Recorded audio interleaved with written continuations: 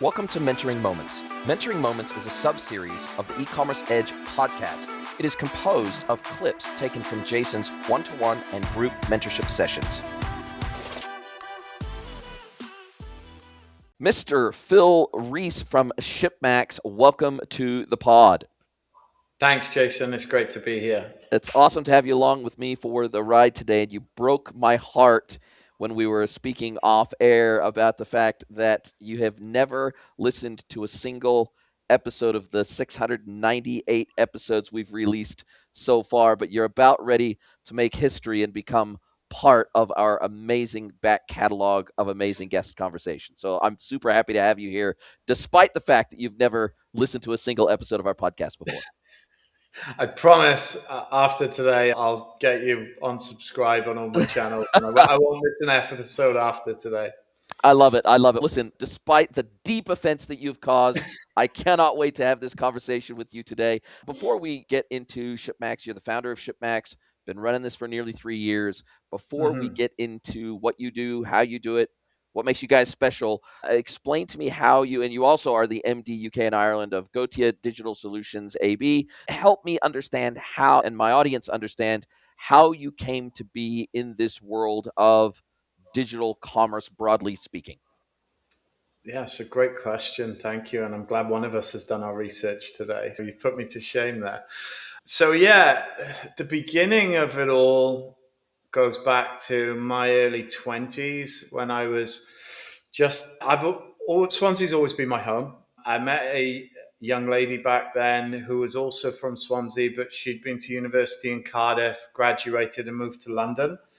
And back then I didn't have a car. I was either borrowing cars or catching the bus or the train to get back and forth to London at the weekends to spend time with her.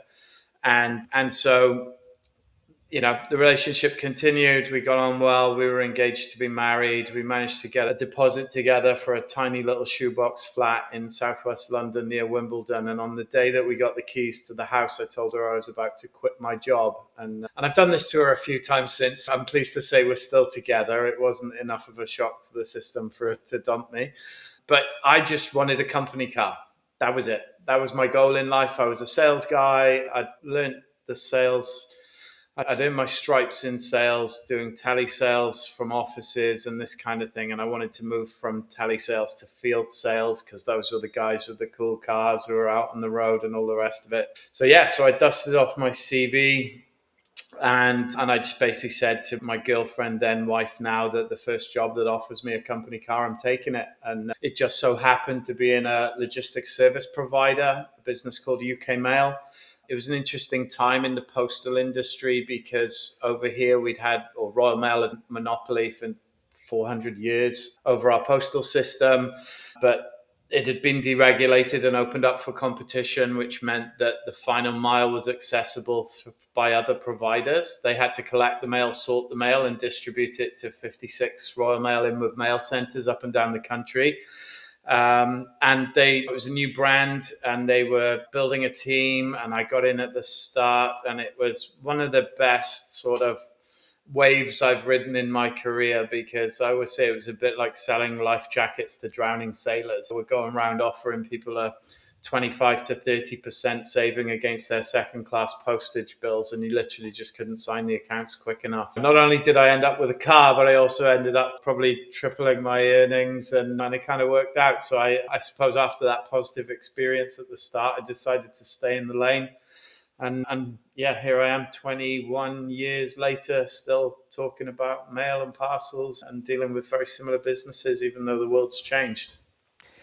And it's exciting because I've been in this industry now. This is my 26th year. I started in 2000. This is my 26th year in the e-commerce industry. Can't get enough of it. Can't see myself doing anything else.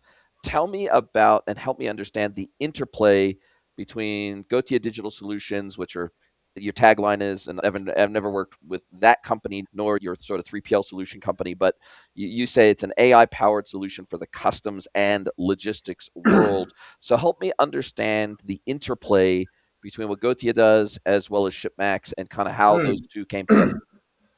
Yeah, sure. So Really, the brains behind Gothia is not Phil Rees. It's a guy called Animesh. And through a business contact, a good friend of mine, I got introduced to him. And prior to starting ShipMax, I worked at a courier business called OCS Worldwide, based at Heathrow. And the world of clearing customs and customs documentation and all of those things hasn't necessarily evolved as quickly as other parts of the industry. A lot of things are paper based still. You still have a lot of clerks on seats with their manifest on one screen and their customs entry system on another, and they look at the one screen and they go like this, and it's all very slow and it takes a long time.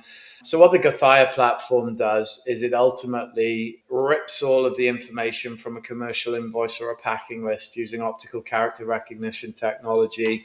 Then it passes it through a large language model to make sure that all the HS codes have got 10 digits and the country of origin is in there and the values line up correctly and come to a correct total value at the bottom.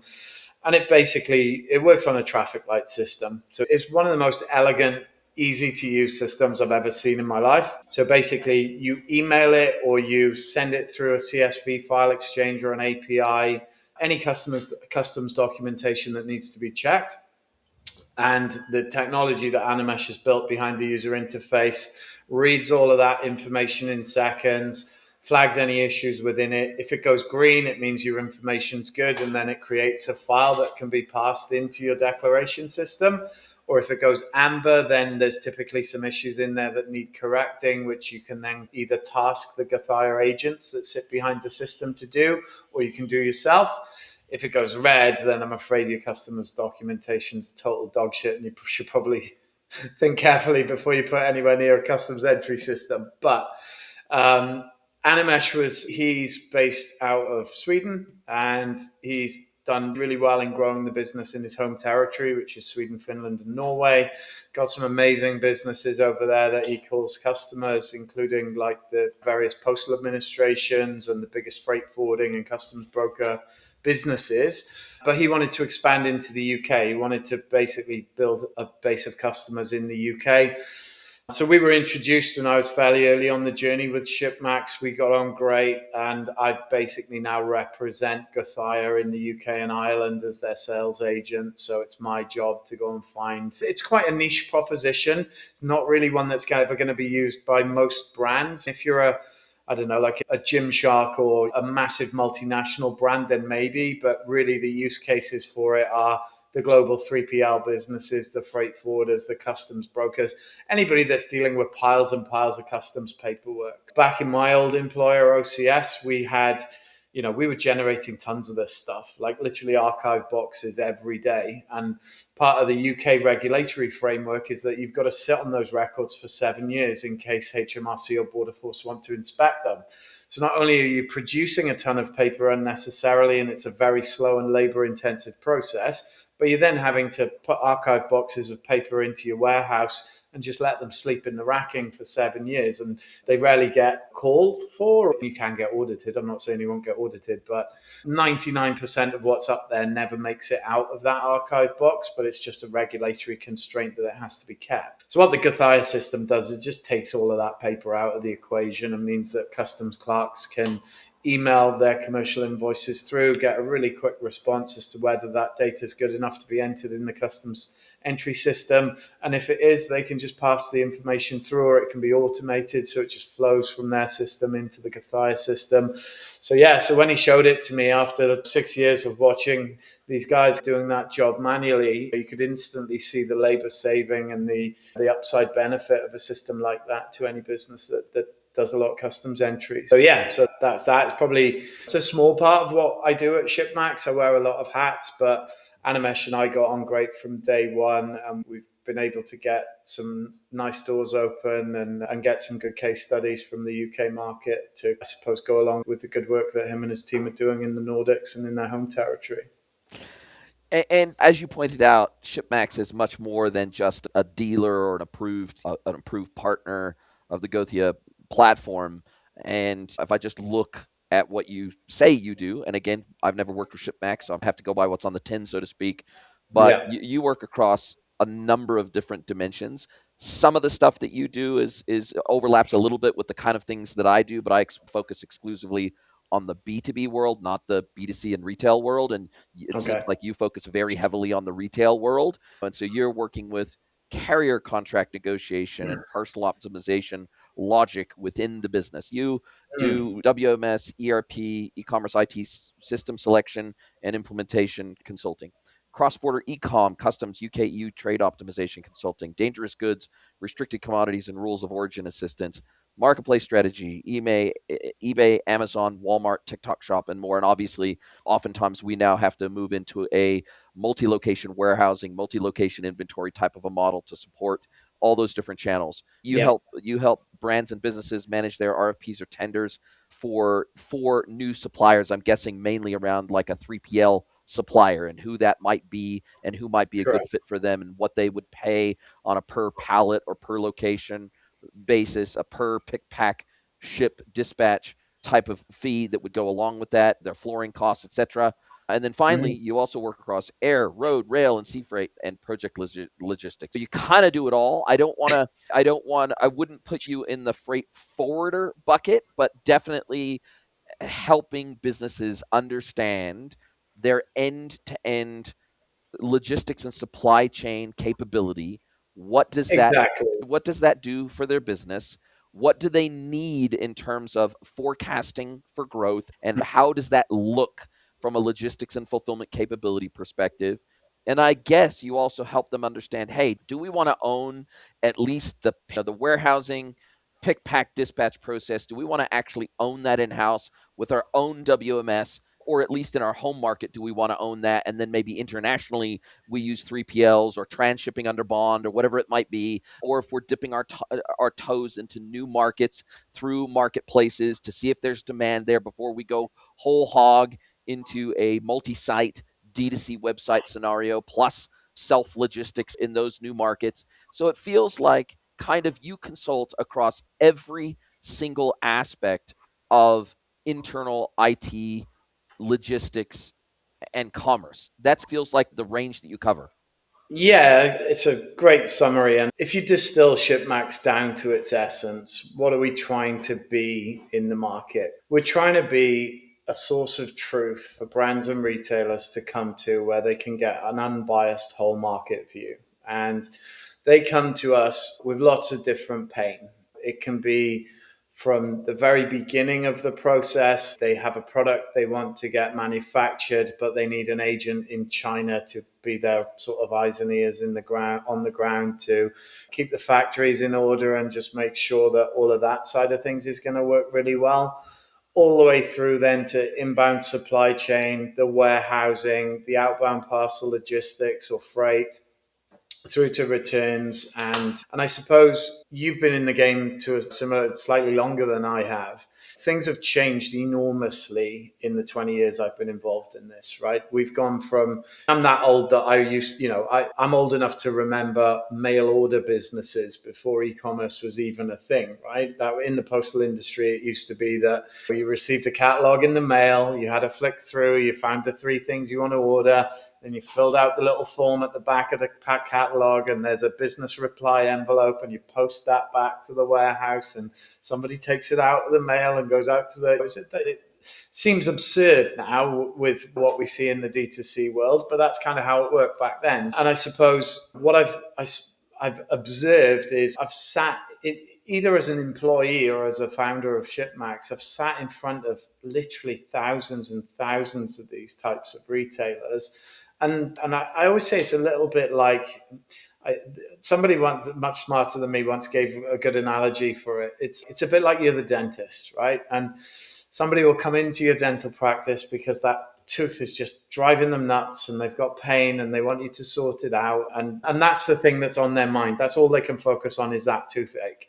Yeah, you open their mouth, have a look inside, and all of a sudden you can see that actually there's 6 or 7 teeth in that mouth that need some attention, not just the one that's driving them nuts. And that's how I equate our consultancy. There's usually some form of pain that drives the retailer to engage with ShipMax.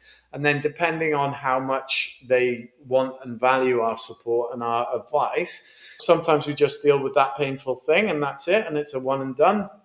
Or other times it spins off into other areas and they're like, hey, Phil, do you know anybody for sourcing? Or do you know a good returns provider? Or do you know this? And then and the reason the website is very broad, and I have to confess, I built that website myself in Squarespace 3 years ago when I was working my notice period from OCS worldwide. So whilst it speaks to what I thought ShipMax was going to be 3 years ago when I was planning to make this move and start the consultancy business, it's not really current with what ShipMax has become.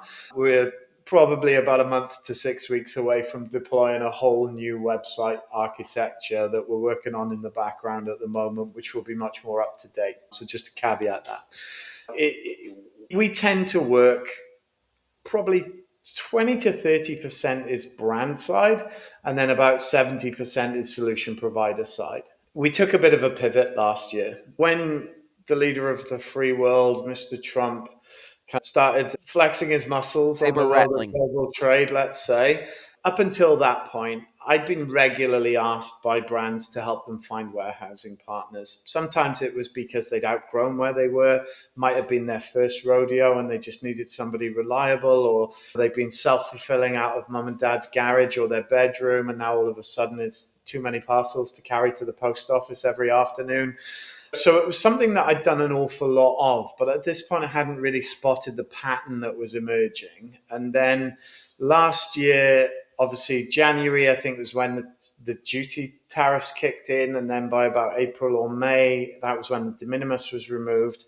And then we saw this massive surge of activity of brands because prior to those changes by Mr. Trump, the modus operandi for a lot of overseas brands and retailers was to serve the US consumer from overseas. Most of the UK brands that sell well in the US would have their stock in the UK. You're talking 3 to 5 days for a delivery, which is an acceptable time frame, relatively low cost, and no border controls, no customs duty to be paid. So it was just easy to have all your inventory in the UK and ship to the US from the UK. But of course, that turned on its head. So then I was getting lots of UK brands saying, hey, Phil, we need to split our inventory and have some inventory in the US. Do you know any good guys over there that we can work with? So I started being a kind of a regular introducer of UK and European brands to US 3PLs. And then inevitably, because I'm supplying leads and opportunities to these 3PLs in the US on a regular basis, they started reciprocating back and saying, hey, Phil, we've got these US brands that would love to have some stock in the UK or in the EU. Can you help them find a home? So I suppose like anything in business, you start to see these patterns emerging and think actually, because up until this point, I'd either just, maybe earned a little bit of an affiliate fee or a bit of commission out of something, or in other cases, I just did it as a favor because I liked the 3PL or I liked the brand and I just wanted to be seen to be helpful. And then a number of things happened. So I then looked at the 3PL introducer space quite carefully, kind of competitor analysis, I suppose, because I got this kind of idea forming in my head about providing this concierge service between 3PLs and brands. And when I started looking at what was out there for brands, it just occurred to me immediately that there was no due diligence. Nobody's really checking if these 3PLs are any good. Certainly nobody's running Experian credit checks on them and making sure they're financially stable. Nobody visits them. If you've got a couple of hours in an afternoon, a bit of warehouse space and a credit card, you can be live on these platforms with just a bit of time and be willing to pay payment number one. And then also what they don't do is they don't really spend any time getting into the nitty gritty of what the brand's needs and requirements are. So there's no scoping that takes place to make sure. So they're recommending brands to 3PLs based upon web-based transactions, but there's no matching that takes place to make sure that the 3PL can actually offer what the brand are looking for. And so it just seemed like a easily disrupted space for me. So a very good friend of mine runs a very successful 4PL business in the UK. I'll name him because he's on my marketing collateral and he's a good friend of mine. His name's Lee Thompson and he's the CEO at Fulfillment Crowd. He's been a massive mentor to me since I started ShipMax. He's always been really generous with his time, taken a keen interest in what I was up to, listened to some shit ideas that I've had along the way and steered me away from them, going, you don't want to be doing that. That's a heavy lift. Stick to what you're doing. So anyway, I went running off to Lee and I said, look, I've got this idea. I've looked at this space and I'm being asked more and more to help these brands with finding warehouses and stuff. How does it work for you guys? Because I won't mention these guys by name, but I'd also been in dialogue with another very big 3PL business who were telling me how many leads they were generating organically each month, because they're a big name in the industry. If you Google UK fulfillment, they're going to be right up there in the search results. And they'd kind of told me that they were generating tons and tons of inbound inquiries, but because they got a tight ICP and they only work with certain types of brands who are at a certain level already, they were qualifying out of an awful lot of the leads that they were generating. So I ran off to Lee. I was like, do you have this problem? And I'm like bombarding him with questions. And he said, look, it's a different model for us because we don't spend the money that they do on the marketing side. So we don't have as many leads coming to us that we're having to say no to. But we do have leads coming to us that we have to say no to. And we hate saying no, because it doesn't leave a good taste in the mouth. You know, Yes. when somebody's given their time and told you all about their business, and then you've got to say to them, actually, you're not right for us. I So can't help you. sorry, but go on, good luck, kind of thing. So he's like, if you position this correctly and carefully, you can help businesses like mine out because you can give us a helpful next step when we arrive at that point.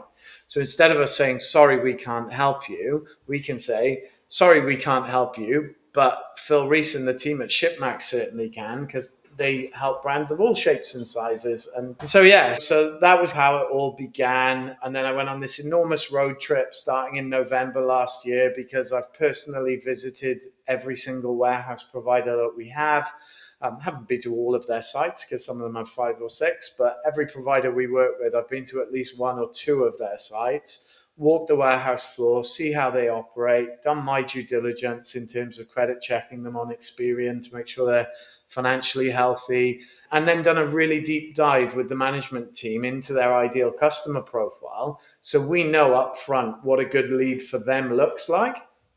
And so, yeah, it's been incredibly well received. We're getting more and more kind of 5-star reviews on Google and recommendations on LinkedIn, because we take a lot of care over the whole process. So regardless of whether it's a brand new brand on their first stock turn, or the biggest brand we've worked with doing this so far do $250 million globally. And regardless of who they are, how big they are, or what they sell, we'll give them our time. We'll talk to them about their profile, talk to them about their growth plans, point out any areas that we think might be trapdoors for them or whatever. And then as a result of doing that detailed kind of scoping and doing our own research, when we do present them as a lead to our network, we're giving a 2 to 3 or even a 4-page report on the opportunity and getting buy-in from the 3PL before we introduce them to the brand. So there's never any ghosting that takes place. Every lead that we share gets well looked after, both by us and by the partners that we operate with. And the other, or another area that I saw a big weakness in, is that a lot of the other platforms, they spread the leads that they generate around very thinly. If they get a nice lead as a result of somebody filling in a form on their website, that can go to 10, 15, 20 3PL providers quite easily. We share our opportunities with a maximum of 3 3PLs, because if me and my team have done our job right in terms of the matchmaking between the brand and the 3PL, they shouldn't really need any more options. Don't get me wrong, if they're a really big brand and they want to go off and talk to 2 or 3 other 3PLs that other people have recommended to them, we're not in control of that. We don't try to stop them doing that. But often what happens is they'll make their own inquiries and then end up shortlisting to the 3 that we've given them anyway, because they're often the best 3 when there's been a bit of engagement and dialogue. And yeah, as I said, since November now, 70 brands in that 7 or 8 month period. We've got about 17 or 18 3PL partners in the UK that we refer brands to on a regular basis, and so far seen about 25 successful transactions between the brands and 3PLs. We don't ever take commission. That's something I'm really strong on, because for me, I want the brands to be confident that if they bring ShipMax into the process, they're still going to get the best commercial outcome at the end of any dialogue, without worrying that me and my team are taking 3, 4, 5, or even 10% of the contract value for the first year. So we're totally funded by subscription revenue from the 3PLs that we refer brands to on a regular basis. The brands get the service for free. They get the time, the attention, and the care that they need. They get white glove service all the way through to contracting. And then we're also staying in the loop after they've done the deal as well, just to make sure that happy with the SLAs and that everything's kind of working for them. Because as you rightly pointed out, there's a ton of other things that we can help them with over time once we've gained their trust. But this has been the biggest, because it's the thing that gets us into an engagement with a brand more than anything else. We're really doubling down on it at the moment, and that's our main focus right now. So at the moment, the network is really only formalized in the UK. But the scale plan comes from then expanding that proposition into the European Union and into the US as well. Because I think we're proving the model. At the moment, it's a little bit rudimentary in the sense that we run it on big shared spreadsheets amongst my team and WhatsApp groups and emails and all those things. So we're building some tech at the moment that will sit behind the new website that I mentioned.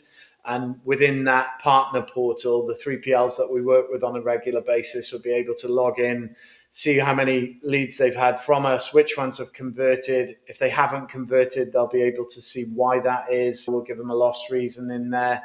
And when we know there's been a successful transaction between a brand and a 3PL, we'll tag an estimated deal value to that transaction, so that when we have our annual renewal with our 3PL partners, there's a body of evidence to go, here are, you've had this amount of leads, you've converted this many to customers, the trade-on value of those deals is that. And so therefore we'll be able to justify our existence and hopefully keep them subscribing for the long term.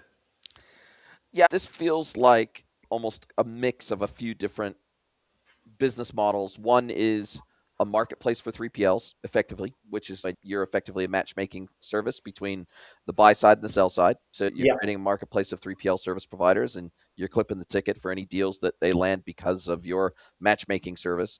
You're providing consulting services, but you're also going a little bit beyond just consulting services, in the sense that obviously you can clip the ticket on any 3PL deals you help to execute, but you can also clip the ticket on any tech deals that you help the tech vendors secure. I don't know, let's say you represent Descartes PeopleVox, for example, as a WMS. And obviously you have a partner agreement with them whereby you send them a lead that ultimately they can close. Cool. You can clip the ticket on the SaaS revenue on that through their traditional platform partner model, as most of us do that are consultants. We have to make revenue from many different sources in order to make a living, right? And my clients pay me, but I also have really great working relationship with a whole range of platform vendors that work great with clients. And ultimately, if I'm able to refer them a perfect fit, perfect ICP client, because I've done the deep dive discovery, I've drafted the entire solution architecture, I've written the BRD, I have pre-qualified platform vendors in or out based on what they can deliver, at least shortlist them down to,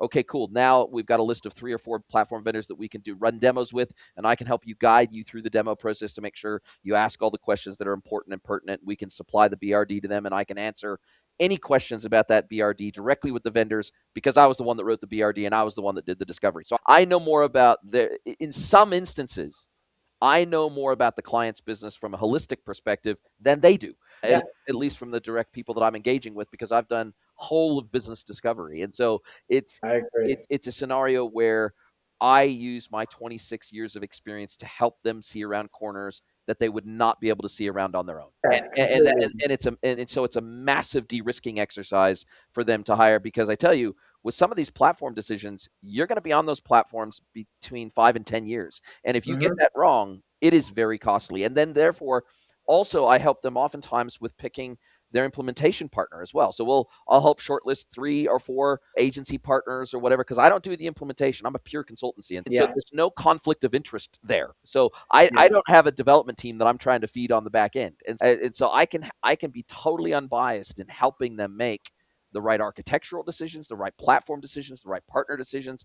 I am totally unbiased in that, and it is that independence that is the value. I also come from many years of running agencies, building agencies, working with platform vendors as an agency. So like I know those industries inside and out. And so I bring that experience to them. And it feels like that level of experience is also what you use to help your clients see around corners and make the right partner selection fit, whether it be technology, whether it be 3PL, whether it be helping them stand up their own internal warehousing solution where they manage all of the put away, the pick pack, the dispatch, the receipting, whether they want to manage all that themselves, or whether they only want to maybe manage that themselves in their home market, but then in international markets, they want to work with somebody else to manage that. Or maybe they only manage that for their own D2C channels, but they don't want to manage that for marketplace channels, for example. So in certain situations, there is a mix of solutions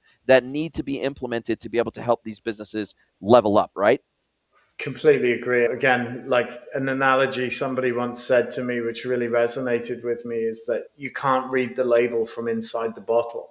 Do you Yeah. know what I mean? It's like when you're building a brand, whether it's an omni-channel brand or a D2C brand or whatever, the things that brand people are focused on typically are the product, for sure, and the marketing, how they're going to sell the product. Supply chain and how it's going to move and how it's going to clear customs and all of those things is often not even third in terms of the order of priority. Yet, in a lot of businesses, it's probably the second biggest cost behind the product itself. Yes. And you and I think we have a fortunate lens on this where, you know, because we've dealt with hundreds or thousands of these brands over an extended period of time, we see the patterns that they're never going to be able to see for themselves because they've only got that one lens. They're in the bottle doing their thing with their product. So yeah, no, I completely agree. The consultancy work takes a number of different formats. We do one project that's current is I'm working with a large omni-channel retailer. They've grown up with a particular 3PL partner, been extremely loyal to them, been there for 7 or 8 years. This is a brand that's growing 25% year on year. Wow. And they just don't see the 3PL's expansion plans and strategies aligned to their own. So they've brought me in on a kind of pre-RFP exercise, which has been a paid consulting for me, where I'm spending time with their team in person, going through what good looks like and what is available in the market. So it's not even about helping them take the RFP out to the market. It's actually shaping the RFP in the first place. Because for them, the 3PL not being open on a Saturday, cutting off at 7 p.m. and then doing a Sunday shift as and when they've got people available to go in and man the warehouse. That to them is normal because it's all they've ever known for the last 7 years. And I'm like, the level of spend that you have, we have operators in the network that operate 24/7, 7 days a week, don't even take a break on Christmas Day. And their courier cutoffs and carrier cutoffs are probably closer to 10 p.m. rather than 7 p.m. Yes. So all of a sudden, the marketing guys' eyes are lighting up because they can just see that straight away their net promoter scores and their Trustpilot reviews are going to Go through the surge roof. when they move this brand somewhere else because all of a sudden the orders are shipping 7 days a week. They're handed off to couriers 7 days a week, delivered quicker, and it will wash all the way through the business. So yeah, it's really varied and broad. And I try not to pigeonhole us too strongly into one particular area.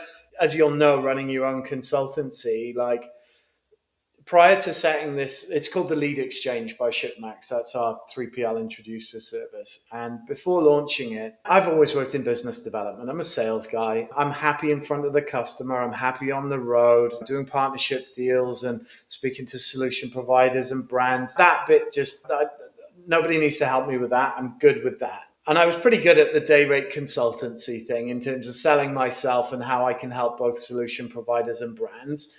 But what I found was that about 18 months in or 2 years into the journey, I was busy. Yeah. My diary was full.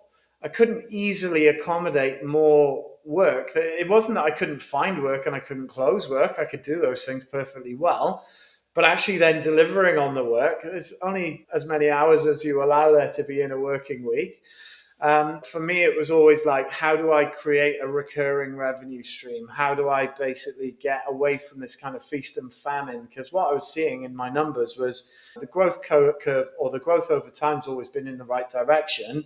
But I might have a really strong quarter or a couple of quarters, and then a project comes to an end. Or at one instance where a solution provider, who were a large client for me at the time, they took a bad debt, they reined in their spending. That meant that their spend with me had to be cut. It was nothing to do with me. I was not involved in that thing that caused them to end the contract with me, but it wasn't in my control. And it then meant that I didn't have the confidence to go and hire any support into the team. By building out this network of providers and having this regular income into ShipMax, it's allowed me to hire a business operations manager who now sits next to me every day, full time in the office. We've hired a full-time developer, and we're about to hire a marketing person.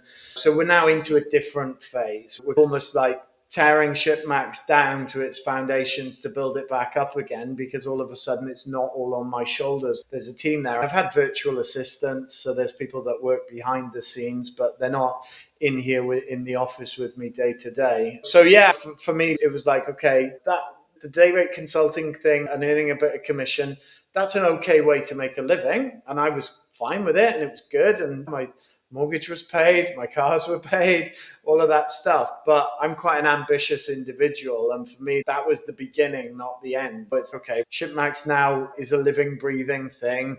The brand's becoming known in the market, starting to get recognition for certain things. So it's okay, how do we now level it up? And doing this lead exchange introductory service between brands and 3PLs has enabled us to kick on to the next phase, which is really exciting. We're in the throes of all of that at the moment. I love it. I love it. I love that approach. It makes complete sense. It's one of those things where I've played with multiple different business models myself in my own business to try to make the values like an absolute no-brainer. I always want my clients to feel like they won the lottery when they found me. And I want the only criticism that they have is that they didn't find me sooner. And the only disappointment is that they didn't find me sooner. That's ultimately what I want every single client engagement to feel like to my clients. So I know very clearly emotionally the impact I want to have on my clients and their business operations. And it's just about how can we tweak the business model to achieve that outcome. And so I love that direction that you've taken the business in. Now, let's talk a little bit about your client mix today. Is it mostly retail brands, or is it manufacturers and distributors? And the reason I ask this question is because oftentimes 3PLs that are designed for retail are not good B2B 3PLs, meaning that they're used to shipping individual parcels in courier satchels or in small cartons. They are not used to pick, pack, and dispatch based on cartons, pallets, and containers. That's not what they're not designed to receipt full containers. They're not designed to pick, pack, and dispatch cartons, pallets, and containers.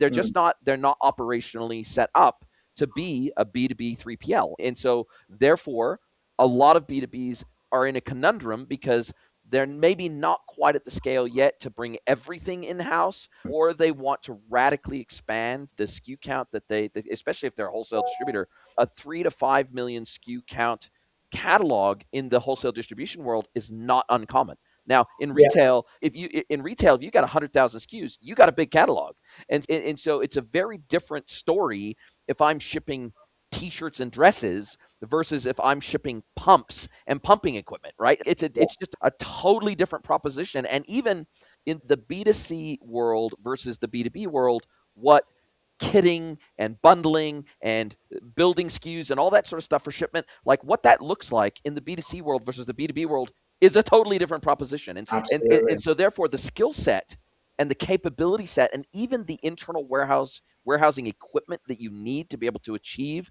these outcomes is totally different. And so do you primarily work with retailers for that reason and retail focused 3PLs, 4PL services? Or are you like, hey, no, actually, whether you're moving cartons, pallets, and containers or satchels, I can find you the right 3PL to make that happen for you? Yeah, for sure. My background is quite e-commerce focused and heavy. A lot of the brand and retailer relationships I've had for a long time are direct to consumer or omni-channel retail brands. But when I was designing what this network of 3PLs looked like, one of the things that I really realized quite early on and have built the network around this is they fit into three buckets, right? So you've got what the Americans would call the local kind of mom and pop shops, the kind of what I would call your local independent heroes, startup friendly, willing to work with really early stage brands, whether it be on a D2C or a B2B sort of level. Then up from those guys, you've got the bigger, more established 3PLs. They're typically one or two warehouses in one particular market. And then you've got your big enterprise level guys who we work with a number of these guys who are multi warehouse and often multi territory as well.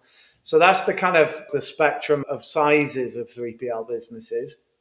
But then also with that, within that, you've also got sector specialisms and product specialisms. Within our network at the moment, we have a dangerous goods specialist that do perfume, lithium batteries, the sort of things a lot of 3PLs don't want. We've got a couple of two-man delivery specialists who are doing your big and bulky freight and your garden furniture and need two-man delivery couriers rather than parcel carriers. Man in a van type of model. Exactly. And then because we've seen this tightening of global compliance, one of the things that we get asked for early on in the brief now, never used to be the case, but is now, is a lot of brands are really interested in what they can leverage from a bonded warehouse. So we have a number of bonded warehousing providers within the mix.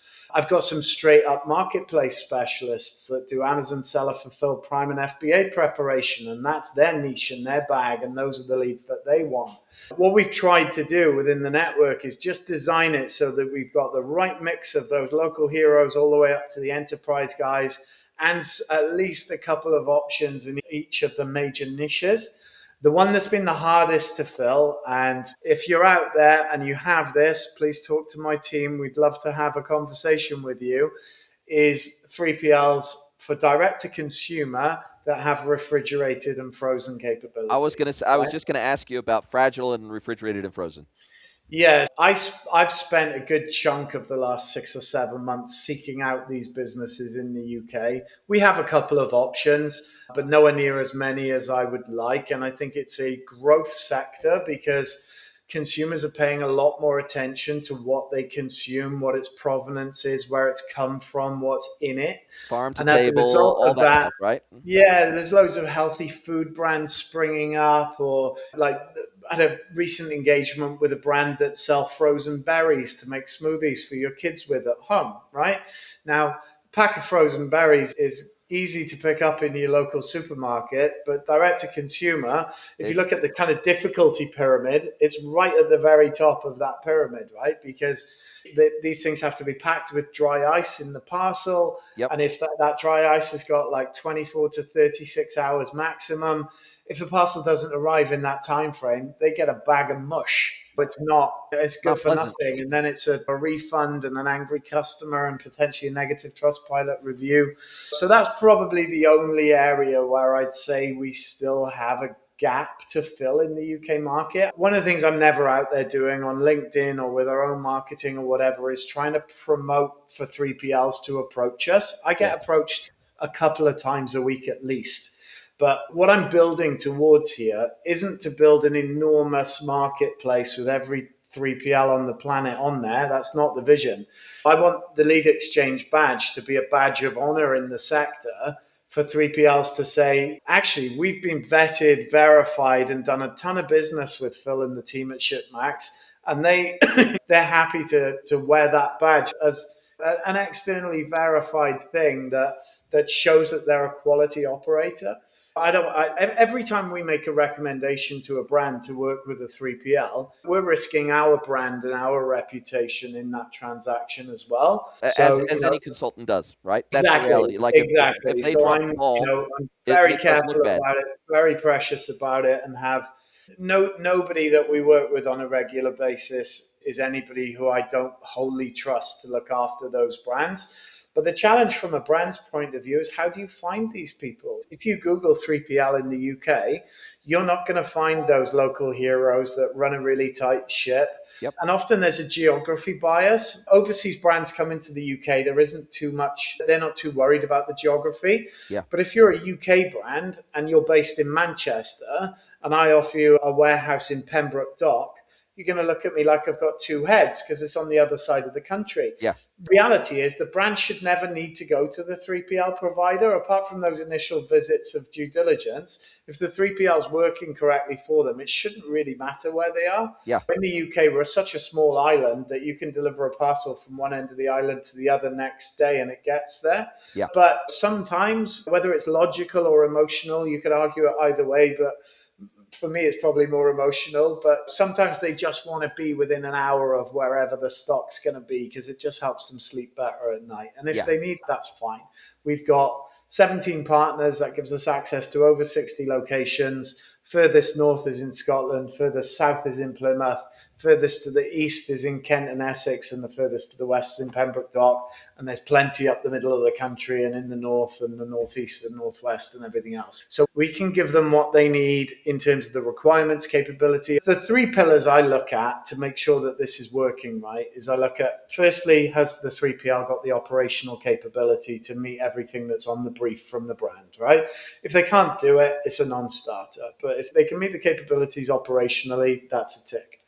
Then it's got to work commercially for both parties. It's got to be a good fit. If the pricing's off, it's never going to work. The 3PL obviously want profitable work in their warehouse, and the brand don't want to be cash cow for a 3PL. So we've got to get the operational side right. We've got to get the commercial side right.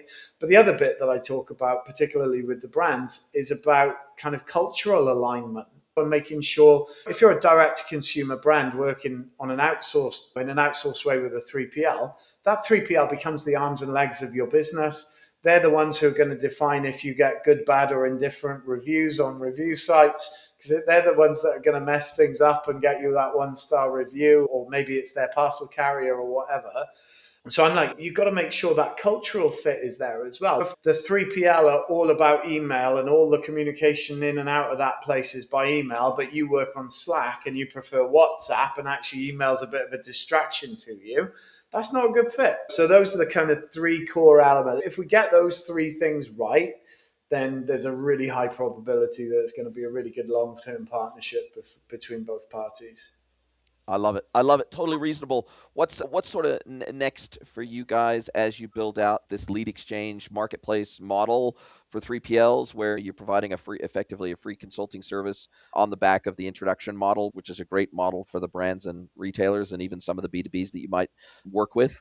What is next on your radar over the next 6, 12, 18 months? Certainly AI is coming into play here, and it's not only coming into play for WMS systems and IMS and OMS systems, but it's coming into play for some of the pick, pack, dispatch technology that these 3PLs are using.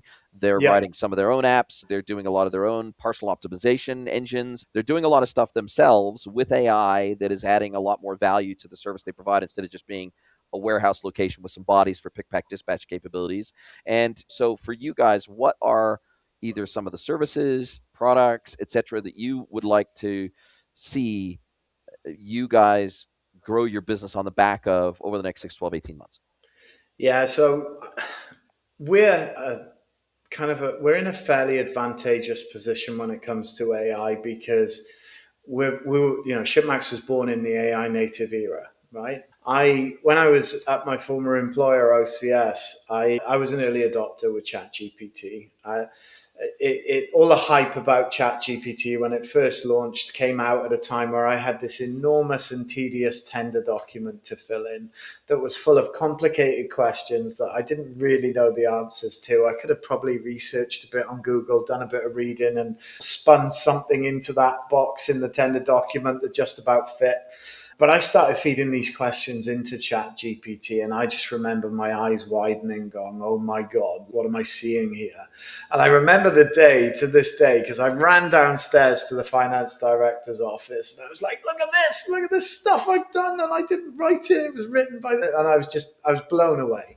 immediately when I started ShipMax, it was about what are the productivity gains I can get from AI. Listen, I'm not a developer. I've never written a line of JSON code in my life, but all the way through ShipMax, we've had a meeting note taker present in almost all of the meetings.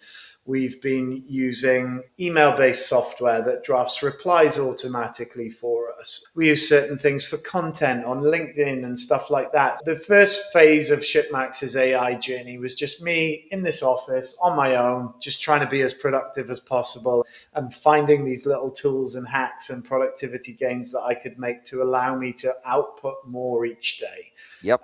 My work really hasn't changed since before the AI era. It's business development, it's partnerships, it's talking to people, it's getting on calls. But I can do an awful lot more of it now with the tools that I have available to me than I could 5 years ago. Oh, yes. But I'm very fortunate. I'm based within Swansea University in University Trinity St David within the campus here. The office is called, or the building is called the Innovation Matrix. And it's designed to be a collaboration space between the uni and the outside world. So I started off in a WeWork sort of room downstairs, hot desking. Then I could see the building filling up and I got this surge of FOMO and I went and signed a lease for an office when it was still just me. But I needed somewhere to focus and I wanted to attract interns from the university into the business. And I knew that at a hot desk, they weren't going to take me seriously. Whereas if I went and rented a unit, they'd start taking me seriously for interns. So Kieran Brown, who's now our digital operations manager, he joined originally as an intern in January. He was in his third year doing his computer science degree, just graduated, just got his results last week, got a first class with honours, which is as good as you can get over here. And he and I are now developing a whole AI architecture to sit behind what we do. So we're building a second brain for the business, which will have all of my sort of knowledge within it and all knowledge of all the various data points that we're tracking and all of this kind of thing. That will enable us to produce a lot more content because I'm a big kind of LinkedIn advocate. And at the moment, ShipMax's marketing kind of starts and ends on LinkedIn, but we need to be building a YouTube channel. We need to be developing a following on Instagram and TikTok and Twitter Substack. and all these other places. Substack, exactly. So the second brain helps enormously with that. And the utopian workflow that we have talked about, and we're nowhere near yet, but we will get there, is we send a scraping agent out to look for pain related to warehousing, right? Yes. So it's what you call in the marketing world an intent signal. Yep. Right? So our AI will pick up a Reddit post, let's say, of somebody having a bitch about their 3PL letting them down. And then we'll then use some other technology to hopefully triangulate and find that person on LinkedIn. Then when we find them on LinkedIn, we have tools that we can use to find their contact information, their phone number and their email address. Provided we get a positive hit there, we can start warming them up with some outreach. The idea then is that we funnel them towards the new website to a landing page. They book a call with us. We jump on the call, have that chat, and ultimately we've got a lead into our system that has arrived there totally headless. And this is probably later on, but at the moment, what happens when we have a brand call is either myself or my business operations manager, Ridian, we get on the call with that brand and we talk to them about what they sell, where they sell it, who they're working with, what their expansion plans are, what their volumes look like, do that discovery stuff. We can build a voice agent to do that. We're already working with 11 labs and playing around with it. So it's almost beyond, or it's within probably a year from now where we can grab the intent signal, engage the brand, qualify the opportunity, then electronically match the brand's needs to our 3PL network. And then the AI will actually decide who the three best 3PLs are to recommend that brand to. And it triggers the emails and it does all of those steps all the way through to us sharing that as a qualified opportunity with our network. I'd be lying if I said we were all the way to being able to do all of those things, but there are a number of elements within that workflow that are already working really well.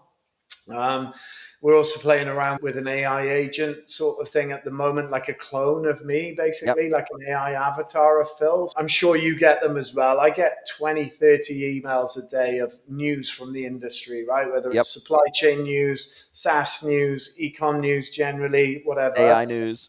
AI news, exactly. Using a couple of systems, what we're able to do is feed that into the second brain.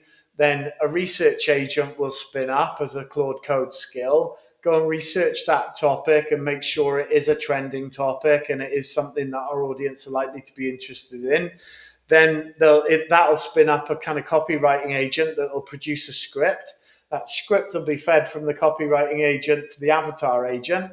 And then before you know it, you've got an edited video of my ugly mug on screen talking about this news item when actually I haven't had to put my face near the camera. It's just all done completely headlessly. So yeah, we're doing an awful lot behind the scenes with AI. And I was thinking about this recently. Exaggeration.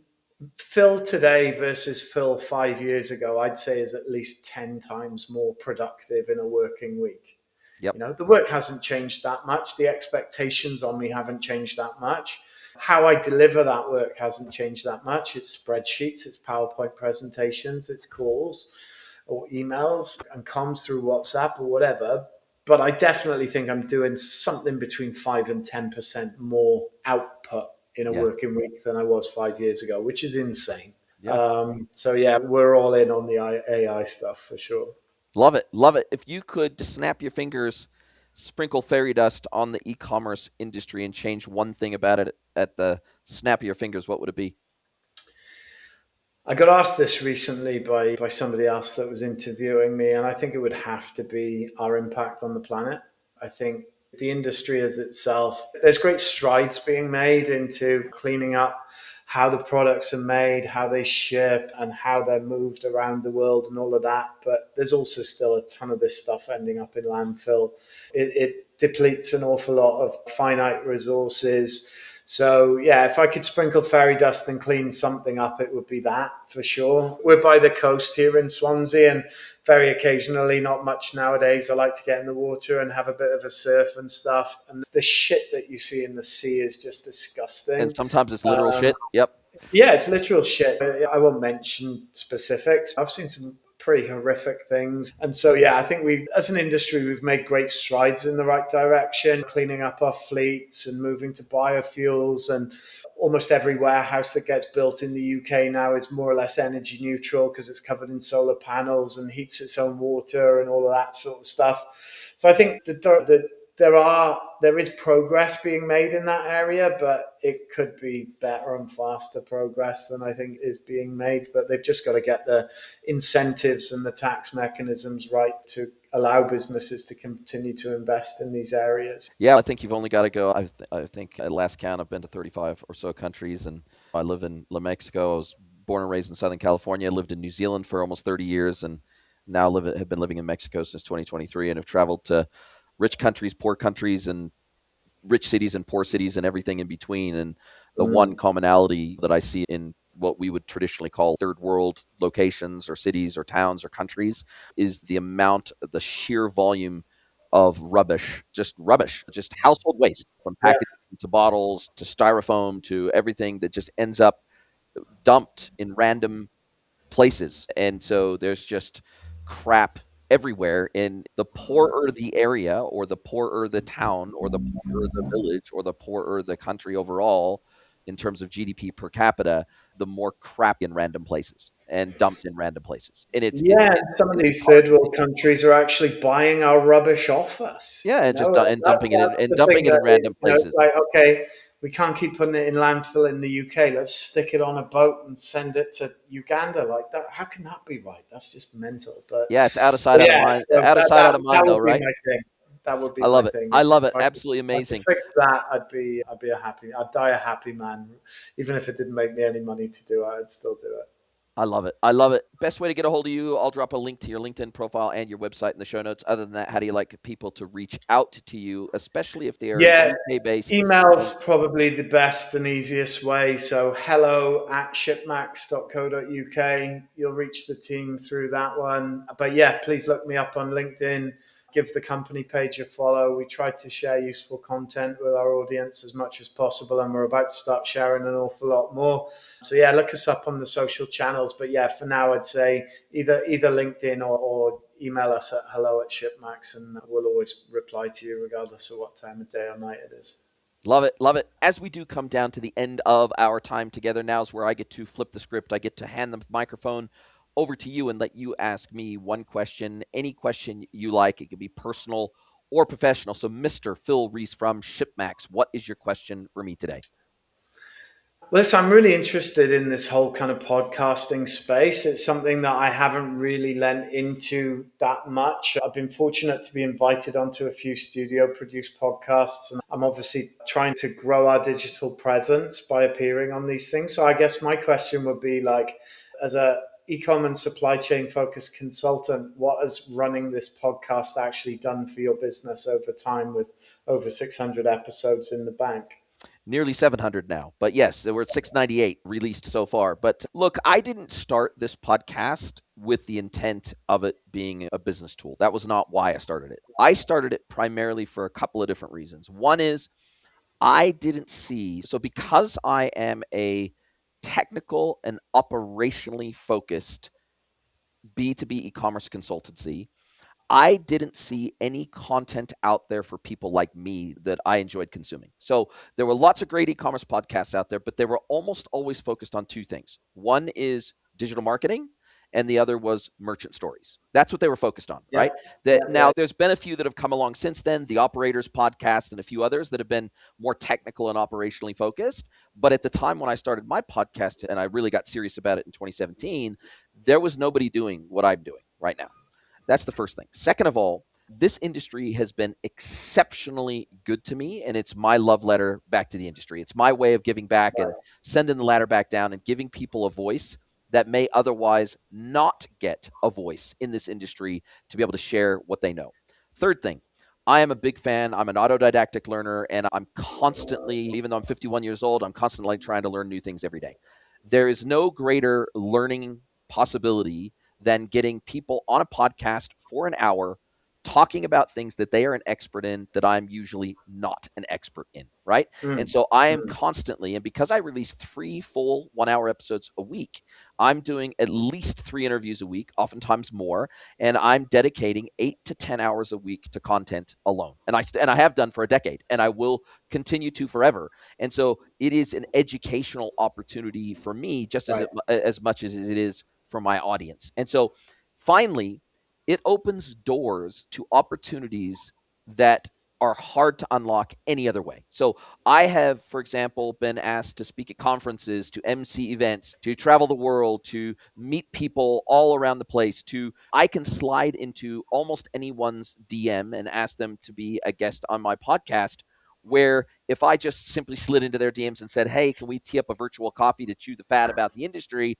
9 times out of 10, they're going to assume I'm trying to sell them something and say no. yeah, Whereas when you have a podcast, 9 times out of 10, they'll say yes because there's something in it for them too. They get airtime, they get exposure, they get a chance to build their brand. So it's a quid pro quo environment. So yes, there have been good business things that have come out of this, but that was not it's not the and also I started my podcast long before I had my own consultancy. And so okay. it was building a brand, it was building a name in the general environment of e-commerce long before I ever tried to monetize in any meaningful way my audience. And so for Yeah. me, there have been some happy business outcomes. For example, 9 times out of 10, when a new customer reaches out to me, they've been consuming my content for about 6 months before they ever reach out. And so they may have never interacted. They may never have commented because I put out content on LinkedIn and Substack and Reddit and everywhere else. And so I'm everywhere. But they will oftentimes have been consuming my content for so long that by the time they reach out, they feel like they already know me. And so all they're trying to do when they jump on a sales call with me is to see if I'm the same guy on that call that they have been consuming content from for the prior 6 months, 12 months, 18 months. And oftentimes they've been consuming content from me before they get to a new role or something like that, where they may, when they first started consuming content from me, they may have not wanted or needed anything from me. But then they take a new role, a new job, they start a new business where all of a sudden something that I do now is relevant to them. And they're going, Yeah. now he's the no-brainer guy to go and have a chat to about this thing. Gotcha. So there have just been, and really, one of the reasons I started this podcast was due to Gary Vee. And I'd been following Gary Vee for years and years and years. And I got sick of him saying, if you think you're a thought leader, then put your thoughts out into the world and let the market decide whether you're a thought leader. You can't say you're a thought leader. The market will decide whether you're a thought leader. Yeah. And if you're Yeah. not putting your thoughts out there, how do you know?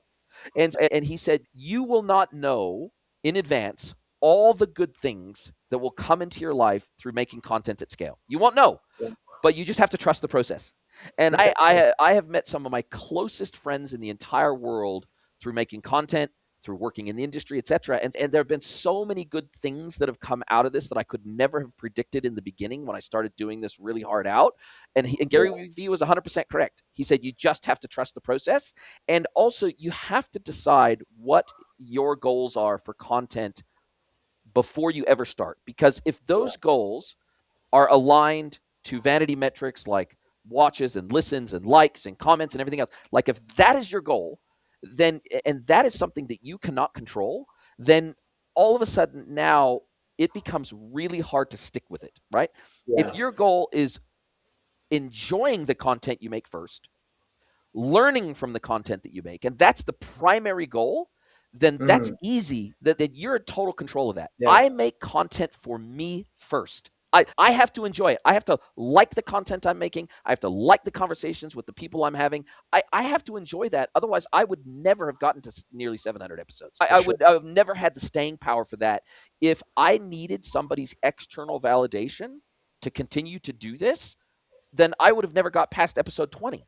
And the Yeah. statistics around people starting podcasts and never getting past episode, it's not something like 98% of podcasters never get past episode 20. And it's like point something percent that get past episode 100. So the reality is, if you're going to stick to it, you better pick the right North Star. Otherwise, you will never stick with it. Yeah. Right. Yeah. And so for me, if I'm learning, if I'm giving back, if I'm sending the ladder back down again, and I'm actually enjoying the content I'm creating, then that's easy to stick with forever. Yeah. And that's totally sustainable. And so that would be my only advice: is do something that is sustainable for you. I think it's great advice. And something that you said at the beginning there really resonated with me because I I follow the likes of Gary Vee and Dan Martell and lots of interesting people and consume not so much podcasts always, YouTube content and all of that kind of stuff. And I'm always interested in, particularly on the AI topic, like a lot of what I now know to be within the realms of possibility, I've found out through YouTube.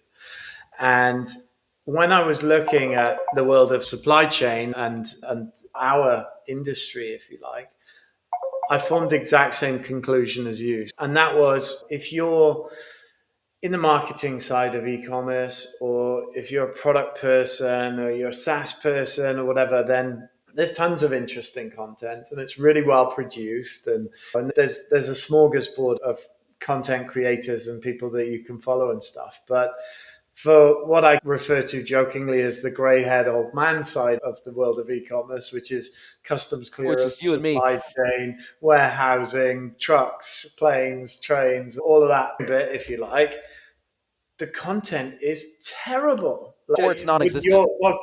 it did exactly. It just seems like such a blue ocean opportunity to step into that space because it's just not there in the way that it is on the digital sexy side of our world, right? So yeah, you're preaching to the converted. I think you're absolutely spot on. I think I will definitely go away and take some time to watch some of the previous episodes and make sure that I follow all the new ones because yeah, as I say, it's something I've thought about a fair bit and up until now haven't really had the bandwidth to give it any really real serious thought, but it's something that interests me. I'm a big advocate for the content side of things. The way AI is accelerating, if you haven't built your personal brand, if you're not a known name in the industry, the lines between what's real and what's fake are going to blur to a level where it's going to be really hard to get those doors open, like you say. So yeah, no, it's really interesting and a great response, Jason. I'm in awe of what you do, and yeah, maybe it's something I'll take a look at for ShipMax at some point.